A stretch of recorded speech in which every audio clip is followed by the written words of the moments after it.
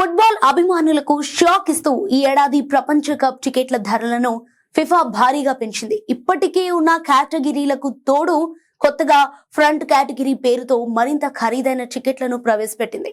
దీంతో మ్యాచ్లను ప్రత్యక్షంగా వీక్షించడం సాధారణ అభిమానులకు మరింత ఖరీదైన వ్యవహారంగా మారింది.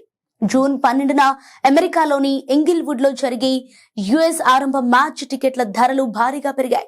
ముందు వరుసలోని ఫ్రంట్ కేటగిరీ ఒక టికెట్ ధర $4,105గా నిర్ణయించగా ఇది భారత కరెన్సీలో సుమారు 3.4 లక్షలవుతోంది. ఇక గతంలో ఇదే కేటగిరీ గరిష్ట ధర 2.25 లక్షలుగా ఉండేది. ఇప్పుడు కొత్త కేటగిరీలతో ధరలు మరింత పెరిగాయి. అదేవిధంగా ఫిఫా కొత్తగా ప్రవేశపెట్టిన ఫ్రంట్ కేటగిరీ 2 టికెట్ల ధరలు $1,940 నుంచి $2,330 వరకు ఉన్నాయి. ఇది భారత కరెన్సీలో అయితే సుమారు 1.6 లక్షల నుంచి 1.9 లక్షల వరకు ఉంటుంది. ఈ ధరలు చూసి అభిమానులు ఆశ్చర్యపోతున్నారు.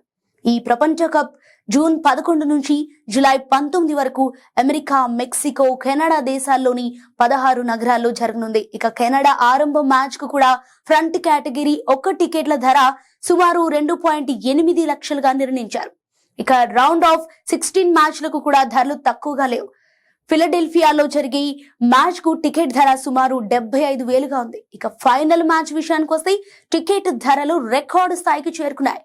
ఇక న్యూజెర్సీలోని మెట్ లైఫ్ స్టేడియంలో జూలై 19న జరిగే ఫైనల్ మ్యాచ్ టికెట్ గరిష్ట ధర $10,990గా నిర్ణయించగా ఇది భారత కరెన్సీలో సుమారు 9 లక్షలకు పైగా ఉంటుంది.